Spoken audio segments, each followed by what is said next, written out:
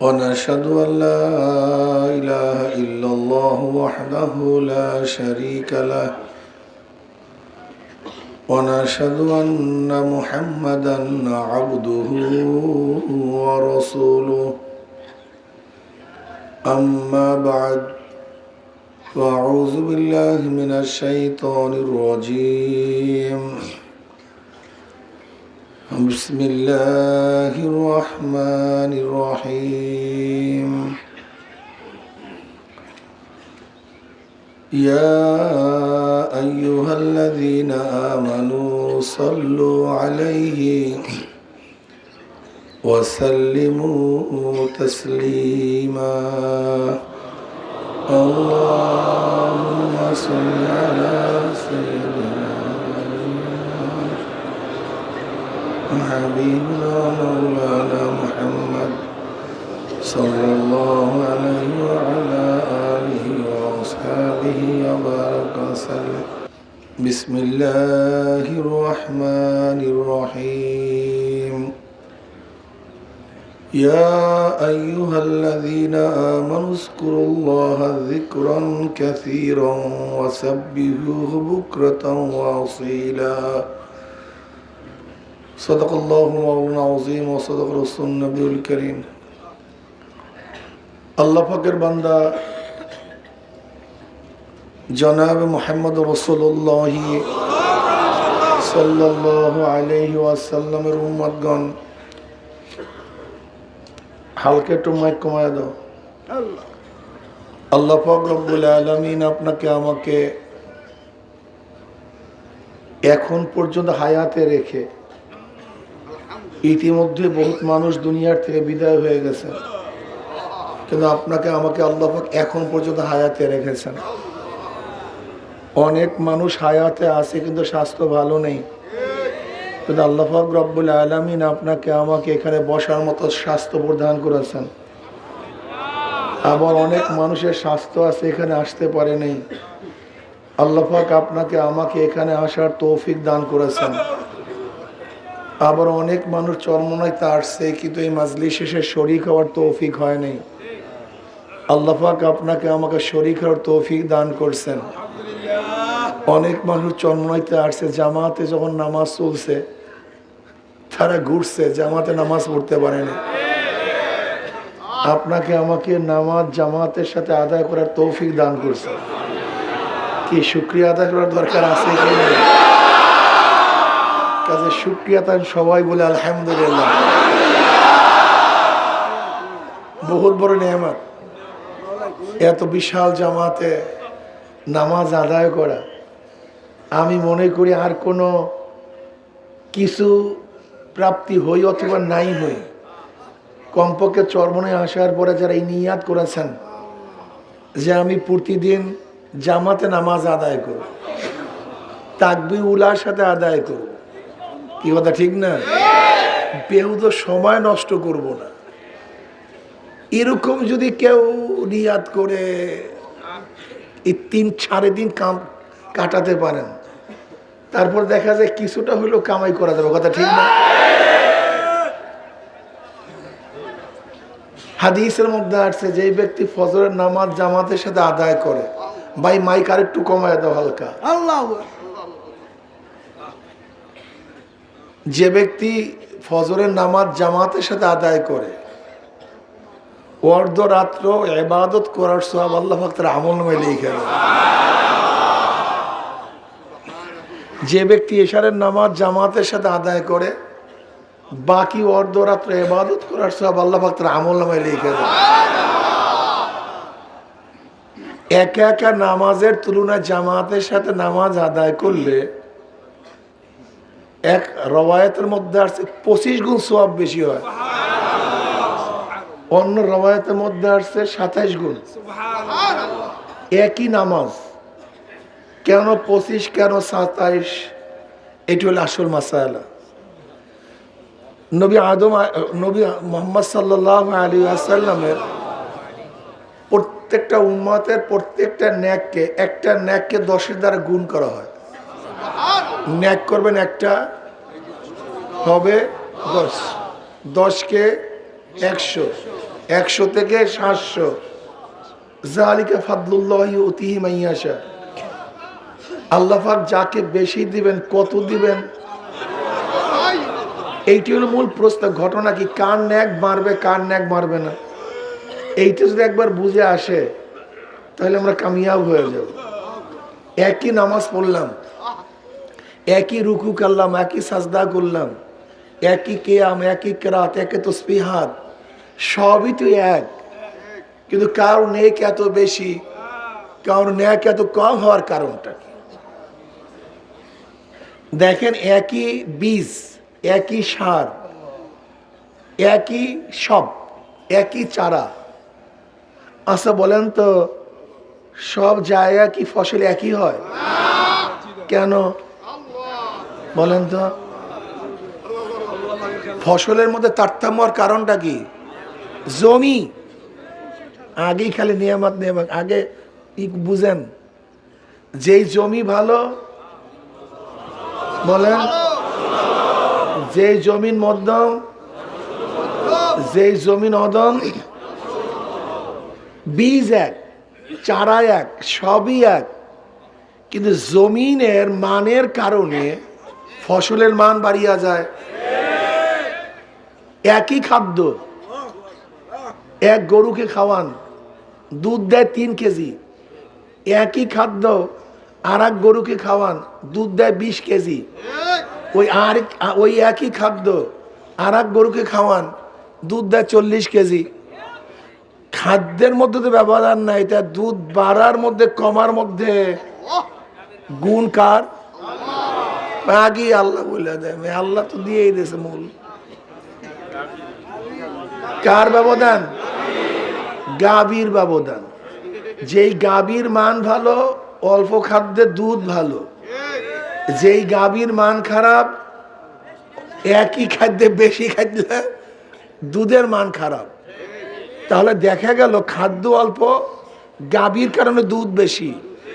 একই বীজ, জমিনের কারণে ফল বেশি।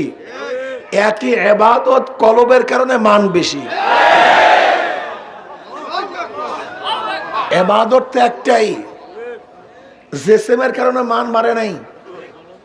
এই বাহ্যিক শরীরের কারণে মান বাড়ে নাই। এই বাহ্যিক রুকু সাজদার কারণে মান বাড়ে নাই। মান বাড়ছে, জোরে বলেন, কলবের মানের কারণে। যার কলবের মান যত ভালো, অল্প ইবাদত তার নেক তত ভালো। নবী আলাইহিস সালাতু ওয়াস সালাম আম্মা জান আয়েশাকে বলতেছে, আয়েশা তুমি কি জানো ওই আকাশের তারকা পরিমাণ নেক কার আছে? আম্মা জানের খেয়াল আব্বুর কথাই বলবে, আবু বকর সিদ্দিক রাদিয়াল্লাহু তাআলা আনহুর কথাই বলবে। নবী আলাইহিস সালাতু বললেন, এই পরিমাণের নেক ও ওমরের আছে, ওমরের এই পরিমাণের নেক আছে। আম্মা জান চিন্তা করলে, একটা নেকের দিক থেকে কি ওমর আব্বুর চেয়েও কি অগ্রগামী হয়ে গেল কিনা, আল্লাহই ভালো জানে। এবার নবী আলাইহিস সালাতু ওয়াসাল্লাম বললেন, দেখো আয়েশা, আবু বকর এক রাত্রের নেক এই গোটা তারকার চেয়ে অনেক বেশি। আচ্ছা বলেন তো, এক রাত্রে একটা মানুষ কি পরিমাণ ইবাদত করতে পারে? কি পরিমাণ ইবাদত করতে পারে? কত সাজদা করতে পারে? কত রুকু করতে পারে? ঘন্টা তো সমান, 24 ঘন্টা। রাত্র তো সমান সবার জন্যই। কিন্তু আবু বকরের এক রাত্রের ইবাদত কি ইবাদতের কারণে নাকি? কথাটা একেবারে ক্লিয়ার। আমার মনে হয় অস্পষ্টতা বলতে কিছু নেই। এখানে একই সাথে আজকে সাজদা করছি, একই সাথে রুকু করছি, একই সাথে সবাই একই ইমামের পিছনে নামাজ পড়ছি। সবাই নামাজের মান সমান কি? একই সাথে তো বললাম। কি জানি ভাই পার্থক্য? এই জমিন, এই কলবের জমিনটা যার যত ভালো, তার মান তত ভালো, তার তফকা তত বেশি। এই কলবকে ঠিক করা খুবই কঠিন, খুবই মুসিবত, খুবই বেতাল অবস্থা। এটা মোটে ঠিক করাই যায় না। ঠিক করলেও আবার নড়াচড়া হয়ে যায়। এখানে একটা কথা মনে রাখতে হবে, আলীউল মুর্তজা রাদিয়াল্লাহু তাআলা আনহু নিজের নফসের সাথে তার যে মুজাহাদার কথা বলেছেন, এইটা আমাদের স্মরণীয়। বলে আমার সাথে আমার নফসের সম্পর্ক আমার ছাগলের পালের সাথে আমার যে সম্পর্ক। ছাগলের পাল আমি অনেক কষ্ট করে জোগাড় করি, একত্রিত করি, আবার কিছুক্ষণ পর কি কথা কয় না কেন, নাকি একই জায়গায় থাকি, আবার কষ্ট করে একত্রিত করি, আবার একত্রিত করি, এই একই হালাত। দেখবেন আপনি সাধনা করে, চেষ্টা করে, অনেক কষ্ট করে মোটামুটি নফসটাকে একটু কন্ট্রোলে আনছেন, আবার দেখবেন সে দৌড়াবো। এই দেখবেন নেকের কাজ করা শুরু করছে, আবারও দেখবেন সব বাদ, আবার গুনার কাজ শুরু হয়ে গেছে। এটা হলো আমার সাথে নফসের সম্পর্ক। এর জন্য মৃত্যুর আগ পর্যন্ত কাজ, কথা বলেন না কেন, বলেন সবাই, মৃত্যুর আগ পর্যন্ত। এমন না যে আপনি প্রথম বছর তরিকায় যেদিন মুরিদ হয়েছেন একেবারে সাধনায় উল্টায় ভালাইছেন, এখন সব বাত, এটা হবে না, এটা হওয়ার মতো না। নফস এমন একটা জিনিস, এইটা এমন না যে আপনি একবার দমন করছে সে দমন হয়ে গেছে, ব্যাপারটা এরকম না। বুজুর্গানি দিন বলেন নফস কোনোদিন মরে না। এটা হলো শীতের সময় সাপের মতো। কিসের মতো ভাই? শীতের সময় সাপ, প্রচন্ড শীতের কারণে সে দুর্বল হয়ে থাকে, একেবারে কিচ্ছু না, মনে হয় ফোসফাস কিচ্ছু করে না। তুমি ভাবিও না সে ভালো হয়ে গেছে, ভদ্র হয়ে গেছে, এটা ভাবিও না। ও একটু রৌদ্র তাপ পড়লেই কিন্তু আবার ফোস করে উঠবে। এ নফসের অবস্থায় এই। আপনি ভাবিয়েন এটা মারা গেছে, এটা কোনোদিন মরবে না, এটা মরার জিনিস না, এটা মরতে পারে না। নবী আলাইহিস সালাতু ওয়াস সালাম ফরমান, প্রত্যেকটা মানুষের পিছনে একটা শয়তান লাগানো আছে, প্রত্যেকটা মানুষের পিছনে। সাহাবার বলছেন ইয়া নবী, আপনার পিছনে, আমার পিছনে? ওয়ালাকিন আসলামানি, ও আমার কাছে আত্মসমর্পণ করছে, ও আমাকে ওয়াসওয়াসা দিতে পারে না। কিন্তু আপনার আমার শয়তান, ও তো 24 ঘন্টা গুতেইতেই আছে, 24 ঘন্টা। আমরা ঘুমাই, ও শয়তান ঘুমায় না। আমরা গাফেল, শয়তান কিন্তু গাফেল না। এমন সুরাতে কাজ করে যা চিন্তাও করতে পারবেন না। এক বুজুর্গ, তার কাছে খবর আসছে একটা গাছকে মানুষ সিজদা করতেছে, শরীক করতেছে। খুব খেয়াল দেন, মাসালা খুবই কঠিন, খুব সূক্ষ্ম এবং তীক্ষ্ণ। মানুষ একটা গাছ লাগায়া তাকে সেরাই করতেছে, সিজদা করতেছে। বুজুর্গের কানে আসছে, বুজুর্গ জজবার হালাতে রওনা করছে, গাছ কেটে ফেলবে। প্রতিমধ্যে বুড়া মেয়ার সাথে দেখা। বুড়ো মেয়ার চিনছেন না? ওই আদি বুড়া মেয়া, আদম আলাইহিস সালাতু ওয়াস সালাম নাই, কিন্তু বুড়া মেয়া কিন্তু এখনো জিন্দা আছে। কি কথা ঠিক না? এই বুড়া মেয়ার সাথে দেখা। শয়তান বলছে কই যাও? কলে আমি গাছ কাটে ফেলাবো। কলে আমি তোমাকে কাটতে দেবো না, গাছ আমি কাটতে দেবো না। শুরু হয়েছে মারামারি, জমনের মারামারি শুরু হয়েছে। কার সাথে? শয়তানের সাথে, বুজুর্গর সাথে মারামারি শুরু হয়ে গেছে। শয়তান গাছ কাটতে দিবে না, বুজুর্গ গাছ কাটিয়েই ফেলাবে। এবার শয়তানকে বুজুর্গ কাবু ঘুরে ফেলাইছে, শয়তানের পিঠের উপর চড়ছে, বুকের উপর চড়ছে। এবার শয়তান বলছে শোনো, তোমার সাথে কিছু কথা আছে, জরুরি কথা আছে, আপুসের মধ্যে কিছু কথা বলি, শোনো। বলে কি? বলে দেখো তোমার গাছটা কেটে লাভটা কি? তুমি গাছ কাইটা ফেলাবা, ওরা আর একটা গাছ লাগায় নেবে। আল্লাহ পাক কোনো নবীকেও তো প্রেরণ করতে পারতেন, তুমি এখানে এই কাজটা করতে যাবা কেন? এটা কাজ তো নবীদের কাজ, তোমার দরকার নেই, তুমি এই কাজ করিও না। অন্য কারোর থেকে আল্লাহ পাক করাইতে পারতেন। তুমি নিজের ইবাদত বাদ দিয়ে তুমি ফালতু কামে লেগে গেছো, তুমি ইবাদতের মধ্যে মশগুল হও, তুমি সময় নষ্ট করতেছো কেন? বুঝুক না, আমি গাছ কাটবই। সে আবারও রওনা করছে, শয়তানের সাথে আবারও পাল্লা পাল্লি, আবারও মারামারি। এবারও বুজুর্গ শয়তানকে পরাজিত করছে, বুকুর হয়ে পড়ছে।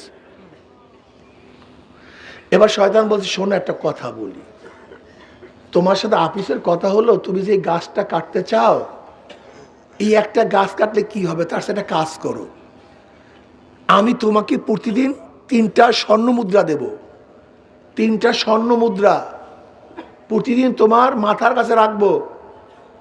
তুমি দরিদ্র মানুষ, ইবাদতের মধ্যে মশগুল থাকবা, সারা রাত্র ইবাদত করবা, সারাদিন রোজা রাখবা, ইফতারি করবা, গরিবদেরকে খাওয়াবা, দান করবা, সদকা করবা, সদকার এই ফজিলাত ওই ফজিলাত। বুজুর্গ বলছে কথা তো ঠিকই,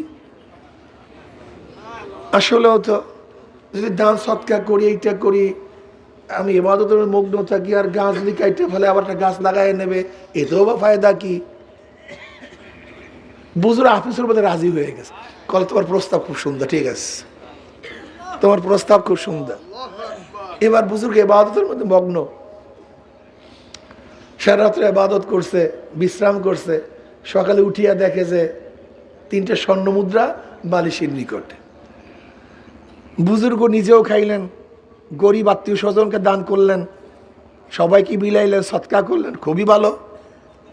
দ্বিতীয় দিন থেকে একই বলে, বেশ ভালো কথা, পরেশানি নাই কোনো, আমার এখন আর রিজেক তালাশের পরেশানি নেই, আমি ইবাদতের মধ্যে মগ্ন, খুব খুশি। দ্বিতীয় দিনও দেখে মাথার কাছে তার দেড়হাম ঠিক আছে, দিনার ঠিক আছে। তৃতীয় দিন দেখে টাকা নেই, মেজাজ খারাপ, তুমি আমাকে ধোকা দিছো। এবার আবারও রওনা করছে গাছ কাটার জন্য। প্রতিমন্ত্রী ইবলিসের সাথে দেখা, কি কোথায় যাও? বলে গাছ কাটবো। বলে কাটতে দেবো না। বলে না, আমি কাটবই না, কাটতে দেবো না। শুরু হয়েছে মারামারি। মারামারির পরে এবার ইবলিস বুজুর্গকে পরাজিত করছে। এবার বুজুর্গর বুকের উপরে ইবলিস বসছে। এবার বুজুর্গ বলছে, ঘটনা কি? প্রথম 2বার আমি তোমাকে পরাজিত করছি, আর এইবার তুমি আমাকে পরাজিত করলা কিভাবে? দেখো, প্রথম তোমার জজবা ছিল মাওলার জন্য, আর এবার জজবা হলো অর্থের জন্য। মাওলার জন্য যে জজবা সহকারে চলে, গোটা দুনিয়া কাউকে রক্ত পারে না, কেউ তার সাথে পারে না। আর যখন দুনিয়ার লোভ চলে আসে, তখন সেও কাউর সাথে পারে না। হুব্বুদ দুনিয়া রাসুকুল্লি খতিয়া। এই আমাদেরকে পরাজিত করে কিভাবে? মুসলমান তো পরাজিত হওয়ার জাতি না, এই জাতিকে কেউ কোনোদিন পরাজিত করতে পারে নাই। খালিদ বিন ওয়ালিদ রাদিয়াল্লাহু তাআলা আনহু হেরাক্কালের ভাইয়ের সাথে যুদ্ধ করতেছিলেন, কিন্তু কোনো অবস্থাতেই মুসলমানের সাথে কাফেররা পারতেছিল না, কোনো অবস্থাতেই না। প্রতিবার যুদ্ধে যেতে শিকাস্তি হইতেছে, সব ধ্বংস হয়ে যাইতেছে রোম সাম্রাজ্য। এবার হেরাক্কালের ভাই খালিদ বিন ওয়ালিদ রাদিয়াল্লাহু তাআলার খেত্তার মধ্যে, কাফেলার মধ্যে একজন জাসুস পাঠাইলেন গুপ্তচরগিরি করার জন্য। দেখো তো মুসলমানদের মধ্যে এমন কি ট্রেনিং, এমন কি সৈন্য, এমন কি অস্ত্র, পারতেছি না কেন? দেখো তো 24 ঘন্টা জাসুস, একজন গুপ্তচর, সে কিত্তার মধ্যে, খিমার মধ্যে, যেরকম ধরে নেন এই চরমনাই ময়দানের মধ্যে একজন গুপ্তচর এসে সব কিছু দেখছে, এখানে কাজ কি, কর্ম কি, কৌল কি, ফেল কি, সব কিছু দেখছে। এবার গুপ্তচর 24 ঘন্টা, সে আরব গুপ্তচর ছিল, সহজে মিলতে পারছে মুসলমানদের সাথে। 24 ঘন্টা ঘুরার পরে প্রধান সেনাপতির কাছে রিপোর্ট পেশ করতেছে, আমি যাদের মাঝে গেছি, যাদেরকে দেখছি, তাদের হালাত কি? রহবানুন ফিল লাইল ওয়া ফুরসানুন ফিন নাহার ওয়া ইন সারাকা ইবনু মালিকিহিম কাতাউহু ওয়া ইন জানা রুজিমা লিস্তিকামাত লাক্ত ফিহিম। রিপোর্ট পেশ করতেছে, যে যোদ্ধাদের সাথে আমরা যুদ্ধ করতেছি তাদের চরিত্র হলো রহবানুন ফিল লাইল ওয়া ফুরসানুন ফিন নাহার, রাত্রে দরবেশ,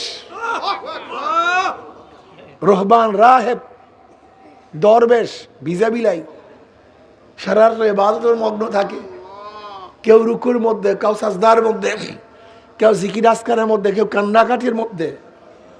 মনে হয় যে কিছু বোঝে না, একেবারে মাওলার সামনে মাথা নত হয়, কান্নাকাটি করে। এই দরবেশ রাত্রে, ওই দরবেশগুলি দিনের বেলায় ফরসানুফিন নাহর যোদ্ধা, মারাত্মক অবস্থা, বুনিয়ানু মারসুস, সীসা গলা প্রাচীরের ন্যায়।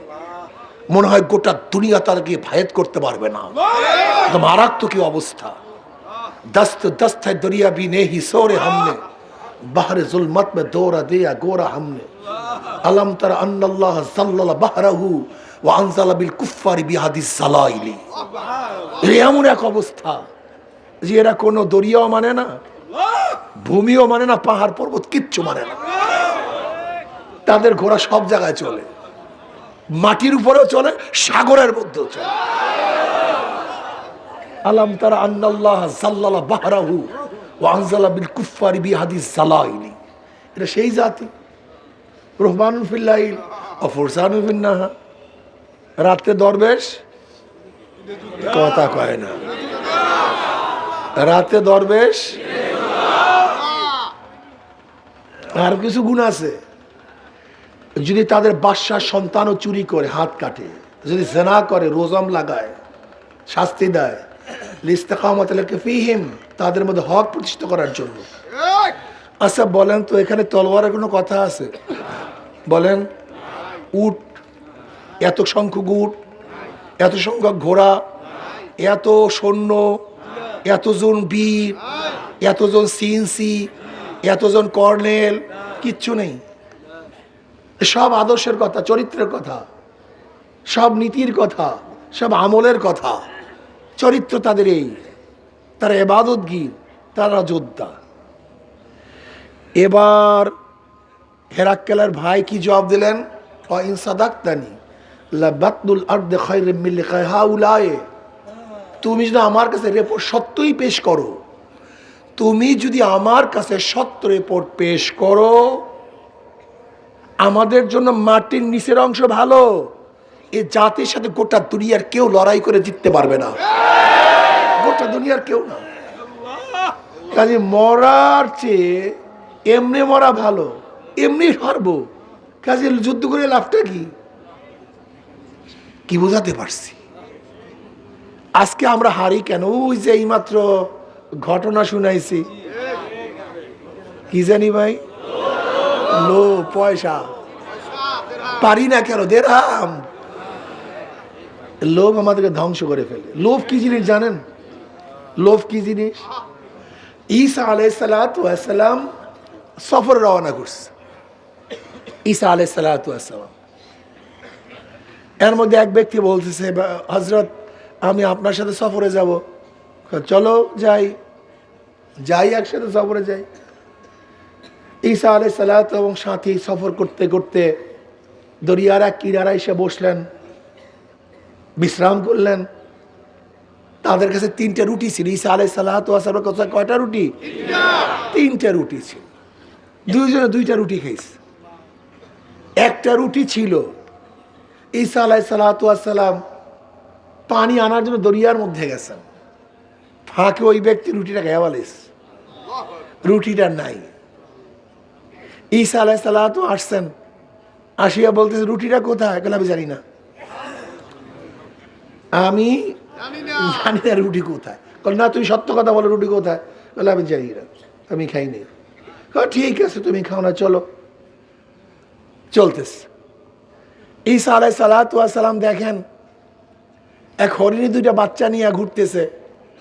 ঈসা আলাইহিসসালাম ডাকলেন, এই হরিণী দিকে আসছে, বাচ্চা সহ করে আসছে। ঈসা আলাইহিসসালাম একটা বাচ্চাকে জবেহ করলেন, বুনা করলেন, খাইলেন, উভয় খাইলেন, পেট পুরে খাইলেন। এরপর ঈসা আলাইহিসসালাম বললেন, আল্লাহর হুকুমে তুমি দাঁড়ায় যাও। যেই হরিণীকে জবেহ করছে সেই হরিণী দাঁড়ায় গেছে, মায়ের সাথে চলে গেছে। এবার ঈসা আলাইহিসসালাম ওই ব্যক্তিকে বলতেছে, তুমি সত্য কথা বলো, যে রুটিটা কি খাইছে তুমি বলো। বলে আমি জানি না, আমি জানি না। ঠিক আছে তুমি জানো না, চলো সামনে যাই। ঈসা আলাইহিসসালাম সঙ্গীকে নিয়ে সামনে রওনা করলেন।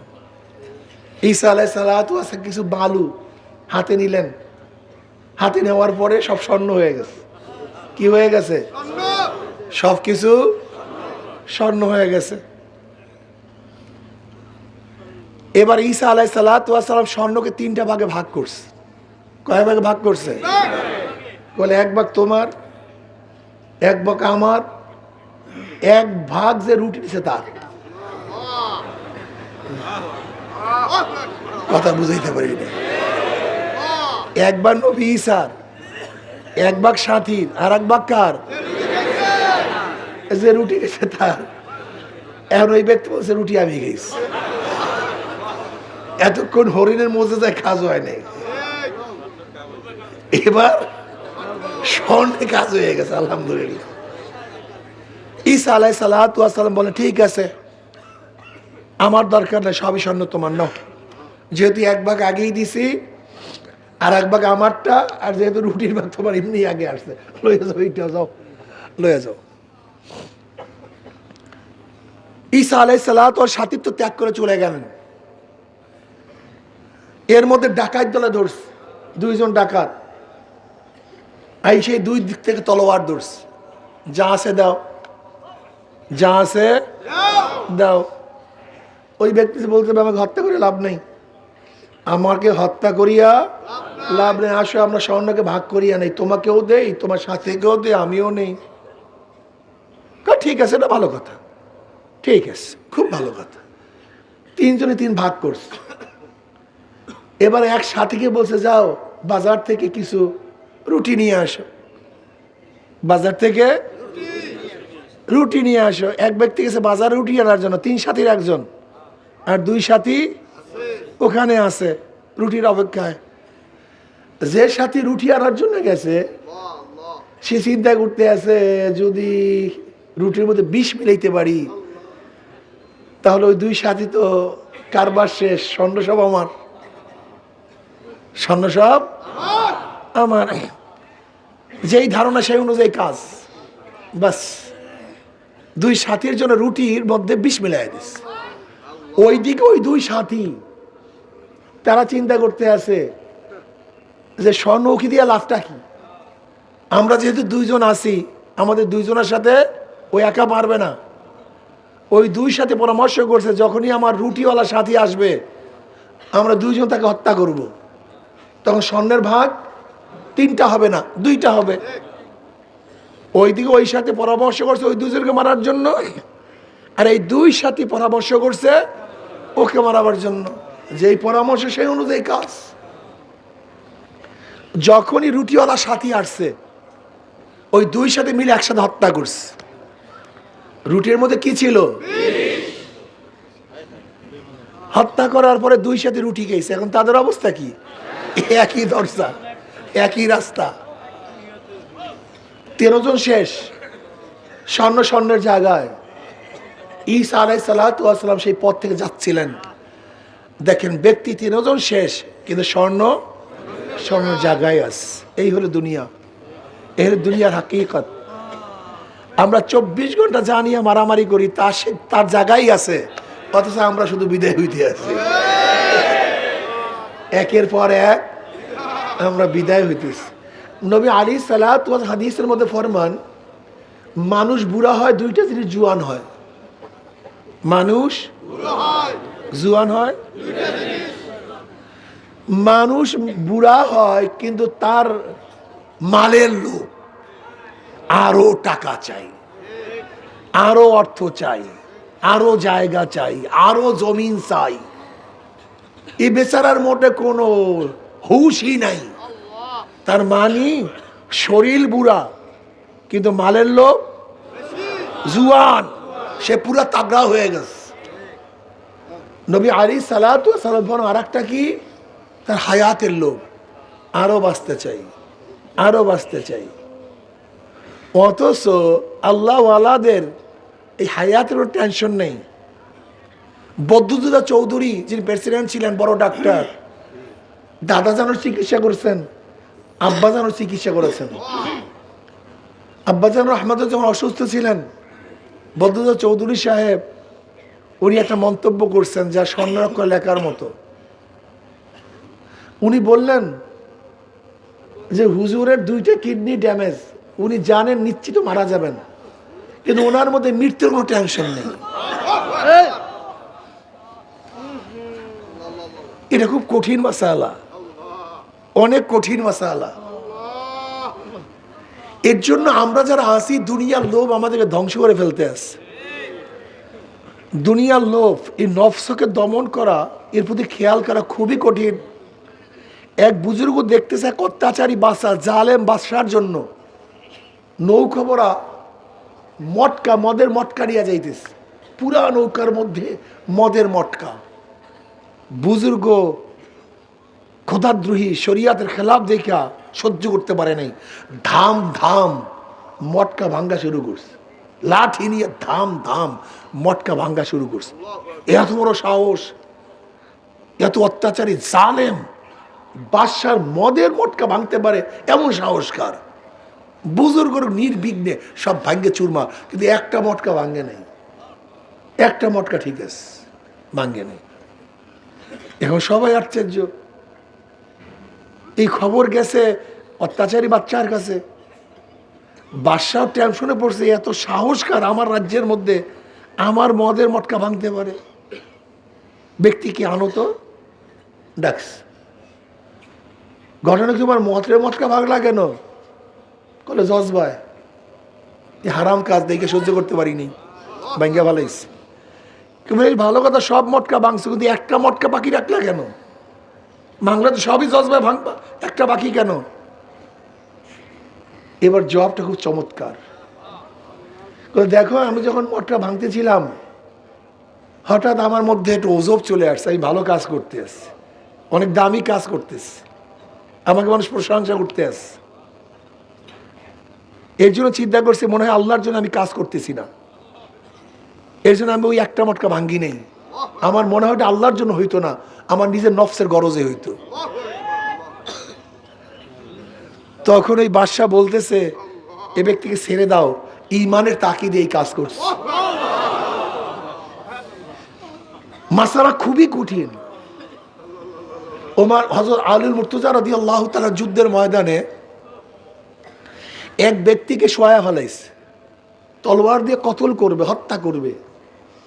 হঠাৎ ওই ব্যক্তি থুক পারছে, আলী রাদিয়াল্লাহু তাআলা তাকে ছেড়ে দাঁড়ায় গেছে।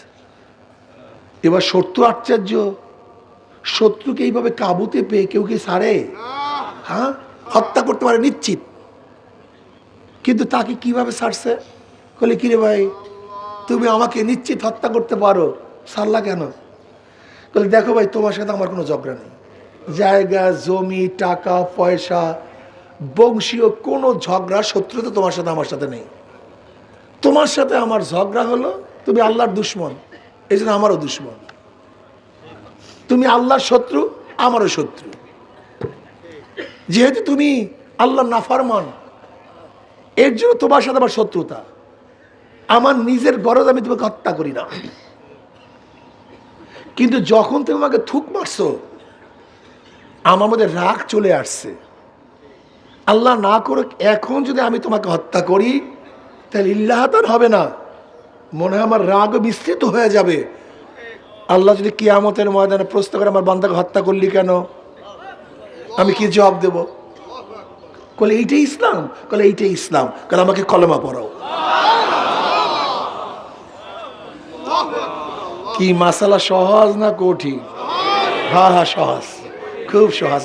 আপনার জন্য অনেক সহজ, কিন্তু আমার জন্য পাহাড় তুল্য কঠিন। একই কাজের মধ্যে কোন সময় কখন হালাত কি অবস্থা, চলমান কাজ। প্রথম অর্ধে ইখলাস, শেষের অর্ধে নফসানিয়াত।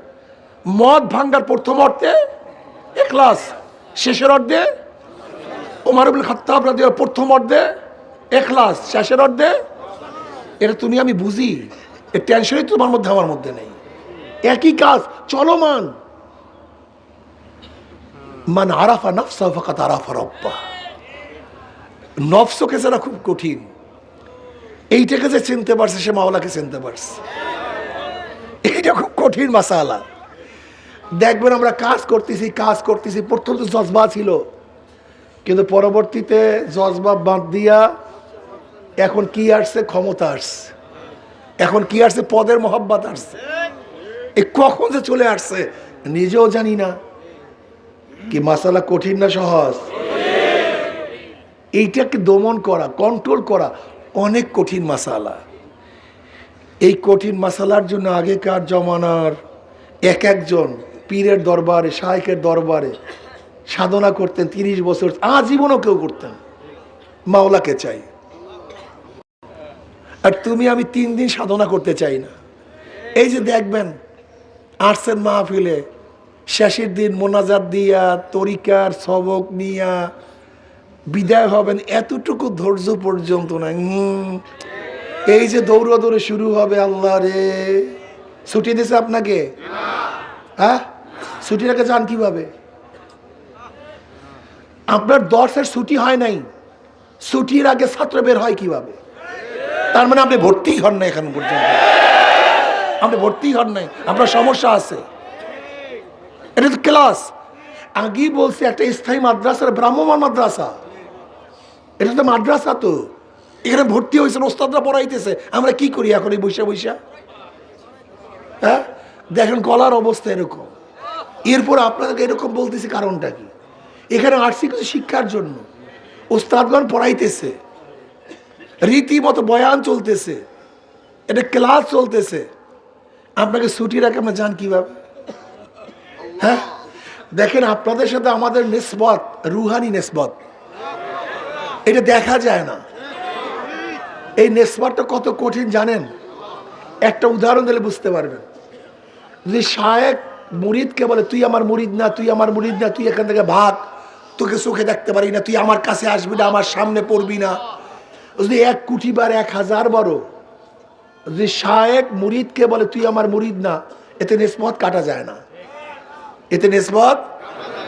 কিন্তু আল্লাহ না করুক, যদি মুরিদ জীবনে কোনো একবারও মন্তব্য করে তুমি আমার পীর না, কারবার শেষ, তোমার কথা মানি না, তোমাকে ভালো লাগে না, কারবার শেষ। কারণ নিসবতটা হলো এত নূরের, এত সূক্ষ্ম, এত তীক্ষ্ণ, যেইটা ভাঙ্গার মতো ক্ষমতা দুনিয়ার কেউ রাখে না। আবার এত শুকনো, হালকা বাড়ি দিলেই কারবার শেষ, একটা হালকা সব শেষ।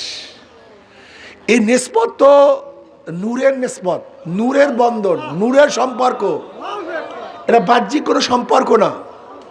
মুরিদ মানি কি? মুরিদ কাকে বলা হয়? বায়াত মানি কি? বায়াত কাকে বলা হয়? বিক্রি করে দেয়া। যখন যে যাকে বিক্রি করে তার কোনো এখতিয়ার থাকে না, যার কাছে বিক্রি করছে তার এখতিয়ার, তার ইচ্ছা অনুযায়ী তাকে চলতে হবে। এইভাবে যে চলে তার নাম মুরিদ, তার নাম বায়াত।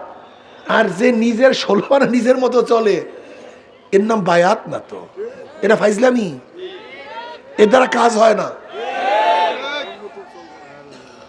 দেখেন আজকে আমাদের মধ্যে কাজ না হওয়ার কারণটা কি? আমরা নিজের আকল, নিজের বুদ্ধি চালাই, আর সাহায্য করে বুদ্ধি চালাই। এই 2 বুদ্ধিতে কাজ হবে না। বুদ্ধি চালাই যাবে একটা, যতক্ষণ শরীয়তের খেলাফ কোনো হুকুম না আসবে ততক্ষণ যা হোক চলতে হবে। এর নাম মুরিদ। আমরা এখানে আসছি কেন? একমাত্র মাওলাকে পাওয়ার জন্য, মাওলার রেজামন্দির জন্য। কথা ঠিক না? যদি মাওলাকে পেয়ে যায় সব পাইছে, আর মাওলাকে না পেলে কিচ্ছু পাইনি। উদ্দেশ্য তো মাওলা। এর জন্য মাওলার পিছনে লাগতে হবে, মাওলাকে ধরতে হবে, সাধনা করতে হবে। এই সাধনার মধ্যেই একটা হলে জিকির আজকার। এই যে চরমনায় ময়দানে আসছেন, সাধনা কত সুন্দর বিছানা, অনেকের চিনি, বিল্ডিং ভালো, এসির মধ্যে থাকে, কিন্তু এখানে মাটির মধ্যে থাকে। কি কথা ঠিক না? এটা কেমন যেন সেই সাহাবাদের কিছু নমুনা, সাহাবাদের নমুনা। এক সাহাবী বহুত বড় লোক ছিল, বড় লোকের সন্তান। তার বাবা তাকে জামা পরাইতেন, ওই সময় 200 দিরহামের জামা পরাইতেন। তো বুঝেন কি শান শওকতের অবস্থা। প্রথম অবস্থায় ইসলাম গ্রহণ করছে, ইসলাম গ্রহণ করছে। হিজরাত করছে, আবু সিনা হিজরাত করছে, সেখান থেকে আর মদিনা হিজরাত করছে। কিন্তু এখন আর সেই শান শওকতের জামা নেই, ভালো কাপড় নেই, মাত্র একটা কাপড়। নবী আলাইহিস সালাতু ওয়াস সালাম দরবার থেকে হাঁটে, নবী দেখেন যার শরীরের মধ্যে দামি পোশাক ছিল, আজকে শুধু একটা পোশাক নিয়ে এসে হাঁটতেছে, একটা চাদর গায়ে দিয়ে হাঁটতেছে। সাহাবী শহীদ হয়ে গেলেন, সাহাবী শহীদ হয়ে গেলেন, তাকে কাপড় পরাবে, পরিপূর্ণ কাপড় নাই। যদি মাথার দিকে ঢাকে পাও বের হয়ে যায়, পাওয়ার দিকে ঢাকলে মাথা বের হয়ে যায়। নবী আলাইহিস সালাতু ওয়াস সালাম বললেন যে তার মাথার দিকে ঢেকে দাও এবং ইস্কির ঘাস দিয়ে তার পায়ের অংশটুকু ঢেকে দাও। যেই সাহাবী এত বড় লোক ছিল, কিন্তু ইসলাম গ্রহণ করার পরে কাপড়ের কাপড়ও পরিপূর্ণ নেই। এর নাম সাধনা, এর নাম চেষ্টা, এর নাম চেষ্টা। এইমাত্র সাহাবীর ঘটনা শুনাইছি, খুবই সহজ, শুনছেন সহজে, আমল করার অবস্থাকে বলেন তো অনেক কঠিন, অনেক কঠিন। আয় খোদা মুঝসে মুঝকো দূর কর, আয় খোদা মুঝসে মুঝকো দূর কর, তাকে দেখো মুঝমে তুঝকো এক নজর। তুমি আমাকে দেখো, আমার মধ্যে তোমাকে দেখো। এটা নিজেকে নিজের থেকে দূর না করলে হবে না। আমি কিছু না, আমি এক কাতরা নাপাক পানি ছাড়া অন্য কিছু না। হাল আতা আলাল ইনসানি হিনুম মিনাদ দাহরি লাম ইয়াকুন শাইয়্যাম মাযকুরা, ইন্না খলাকনাল ইনসানা মিন নুতফাতিন আমশাজিন নাবতালিহি ফাজআলনাহু সামিয়াম বাসীরা। আমি তো কিছু না, আমি এক কাতরা নাপাক পানি। চক্ষু দিছে কে? আমার জবান দিছে কে? আমার কান দিছে কে? আমার হাত বানাইছে কে? আমাকে বিকলাঙ্গ বানায় নাই কে? আমাকে অন্ধ বানায় নাই কে? আমাকে বোবা বানায় নাই কে? আমার দিমাগ ঠিক রাখছে কে? আমাকে কথা বলার যোগ্যতা দিছে কে? ওয়াল্লাহু মিনাল বায়ানি মা লাম ইয়ালাম, সবই আমার মাওলা। হাল আতা আলাল ইনসানি হিনুম মিনাদ দাহরি লাম ইয়াকুন শাইয়্যাম মাযকুরা, ইন্না খলাকনাল ইনসানা মিন নুতফাতিন আমশাজিন নাবতালিহি ফাজআলনাহু সামিয়াম বাসীরা। চক্ষু দেখরা আমার মাওলা, জবান দেওয়ার মালিক আমার মাওলা। হে নাফরমান, তুমি কি দেখো নাই কত বাচ্চারা মায়ের গর্ভের থেকে আসছে, চক্ষু নাই, অন্ধ? তুমি কি দেখো নাই কত বাচ্চা দুনিয়াতে আসছে আ করে কথা বলতে পারে?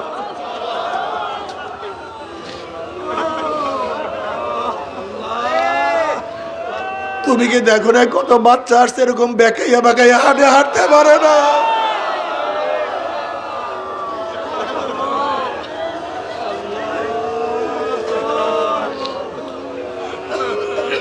তুমি কি দেখো না কত বাচ্চা দুনিয়ার মধ্যে আসছে হার্ট ছিদ্র হওয়া, হার্ট ঠিক নাই, কত বাচ্চাকে রক্ত দিতে হয়। আল্লাহ, আয় খোদা করবা সওয়াম এহসা বরেসা করদাই, আয় খোদা করবা সওয়াম এহসা বরেসা করদাই।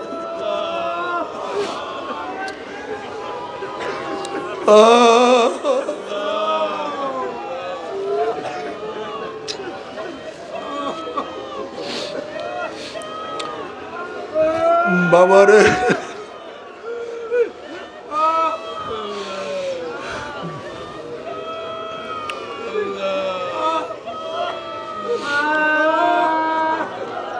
নবী আলাইহিস সালাতু ওয়াস সালাম ফরমান ওয়া আবি হুরায়রা রাদিয়াল্লাহু قال قال رسول الله صلى الله عليه وسلم ينادي منادي يوم القيامة أين أولو الألباب قال رسول الله صلى الله عليه وسلم قالوا صحابة প্রশ্ন أي أولي الألباب تريد قال رسول الله صلى الله عليه وسلم الذين يذكرون الله قياما وقعودا وعلى جنوبهم ويتفكرون في خلق السماوات والأرض ربنا ما خلقت هذا باطلا سبحانك فقنا عذاب النار وقيل لهم لواء فاتبعوا القوم لواءهم وقال لهم ادخلوها داخلين হাদিসের মধ্যে আসছে নবী আলাইহিস সালাতু ওয়াস সালাম ফরমান কিয়ামতের ময়দানে ঘোষণা দিবে বুদ্ধিমানরা কোথায় আইয়া উলিল আলবাব বুদ্ধিমানরা কোথায় সাহাবারা প্রশ্ন করে ইয়া নবী আল্লাহ কারা বুদ্ধিমান এবার নবী আলাইহিস সালাতু আয়াত তেলাওয়াত করেন আল্লাযীনা ইয়াযকুরুনাল্লাহা কিয়ামান ওয়া কুউদান ওয়া আলা যুনুবিহিম ওয়া ইয়াতাফাক্কারুনা ফি খালকিস সামাওয়াতি ওয়াল আরদ ওয়া ইয়াতাফাক্কারুনা ফি খালকিস সামাওয়াতি ওয়াল আরদ আমার মাওলার সৃষ্টি আমার মাওলার আসমান আমার মাওলার জমিন আমার মাওলার চন্দ্র আমার মাওলার সূর্য ওয়াফি আনফুসিকুম আফালা তুবসিরুন আমার মাওলা বলে আমি তো তোর মধ্যে আছি তুই কেন দেখো না আমার মাওলা আমাকে কেমনে সৃষ্টি করছে কিভাবে আমার মাওলা বানাইছে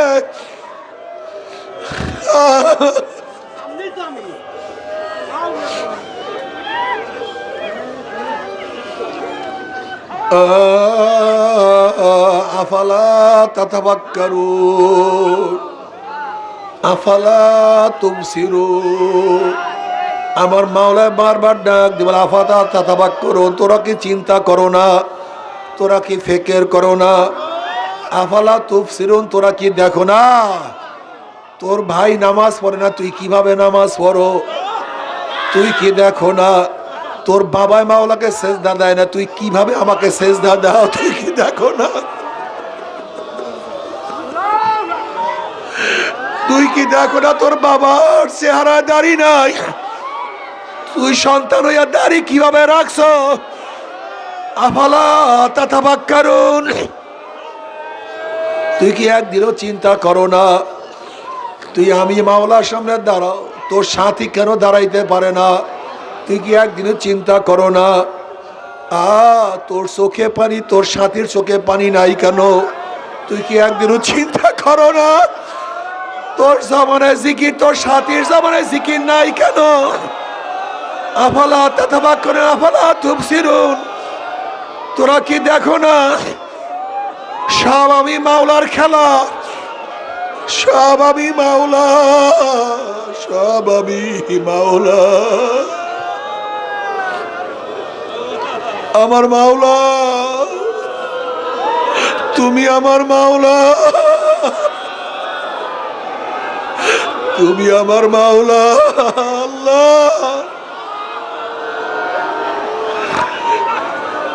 নিজের হাতে তোমার বান্দাকে বানাইয়া তুমি কিভাবে জাহান্নামে ভালোবা নিজের হাতে বানাইয়া আল্লাহ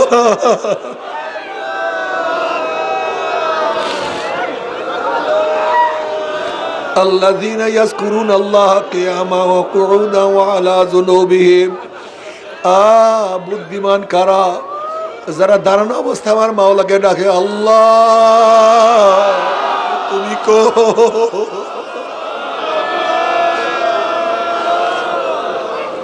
আবার বসা অবস্থায় আমার মাওলাকে ডাক দে আল্লাহ আবার শো অবস্থায় ডাক দে আমার মাওলা ওরে আমার আল্লাহ আল্লাযীনা ইয়াযকুরুনাল্লাহা কিয়ামান ওয়া কুউদান ওয়া আলা যুনুবিহিম তারা সব সময় আমার মাওলাকে ডাকতে থাকে আল্লাহ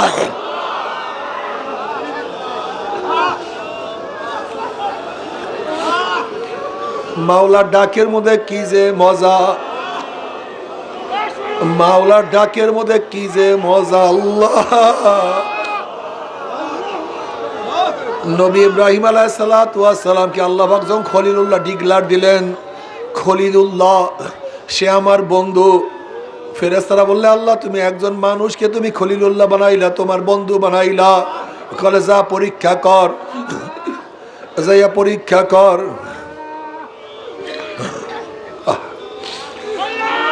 এক ফেরেশতা মানুষের সুরাত ধরিয়া আল্লাহর বন্ধু আল্লাহর পাগলের সামনে বলে আল্লাহু কারীম,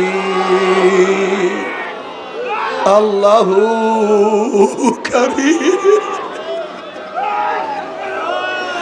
আমার মাওলা কত দয়ালু, আমার মাওলা কত মেহেরবান, আমার মাওলা কত কারীম, আল্লাহু কারীম।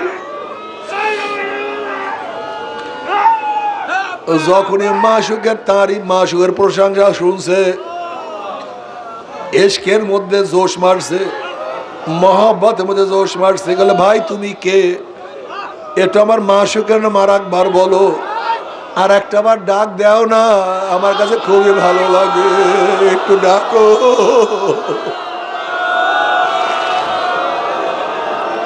বলে আর একটা বার ডাক দাও। বলে না আমি আর ডাকবো না। বলে দেও না আর একটা বার ডাক। বলে আমাকে কি দিবা? বলে দেখো আমার যতগুলি বকরি আছে সব বকরি আমি তোমাকে দিয়া দিলাম, আর একটা বার মাওলাকে ডাক দাও। এবার ওই ফেরেশতা আবারও ডাক দিয়েছে আল্লাহু কারীম, মান আহাব্বা শাইআন আকসারা যিকরাহু, যে যাকে মোহাব্বত করে তার স্মরণও বেশি করে। তার মধ্যে মোহাব্বত আরো জোশ মারছে, আবারও জোশ মারছে। বলে আর একটা বার ডাক দাও। বলে আমাকে কি দিবা? বলে দেখো আমার যা বকরি আছে সব দিয়া দিলাম, এবার আমার যত গরু আছে সব তোমার, আর একটা বার ডাক দাও। আবারও যখন ডাক মারছে আরো পাগল পাগল হয়ে গেছে। বলে আর একটা বার তুমি আমার মাওলাকে ডাক দাও। বলে কি দিবা? বলে আমার যত উট আছে সব তোমাকে দিয়া দিলাম, আমার মাওলাকে আবারও ডাক দাও। এবার ফেরেশতা আবারও ডাক মারছে, মোহাব্বতের মধ্যে আবারও জোশ মারছে। যেরকম দেখবেন বাচ্চা যখন ওয়া ওয়া ওয়া ওয়া শুরু করে, বাচ্চা ওয়া ওয়া ওয়া ওয়া ওয়া ওয়া করে, ওদিকে মায়ের মোহাব্বতে জোশ মারা শুরু করিয়া দেয়। বাচ্চা ওয়া ওয়া করে, বাচ্চা ওয়া ওয়া করে, মায়ের মোহাব্বতের মধ্যে জোশ মারা শুরু করিয়া দেয়। ইব্রাহিম নবী আলাইহিস সালাতু ওয়াস সালাম মোহাব্বতের মধ্যে জোশ মারা শুরু করিয়া দিছে। এবার বলে তুমি আমাকে কি দিবা? এবার ইব্রাহিম আলাইহিস সালাতু ওয়াস সালাম বলে দেখো আমার যাহা কিছু সবই তোমাকে দিয়া দিলাম, তোমার গরু ছাগল পালার জন্য রাখালের প্রয়োজন, আমি জীবনভর তোমার রাখাল হইয়া যাব, তোমার রাখালই করব, জীবনভর তোমার গোলামি করব। আর একবার মাওলাকে ডাকো।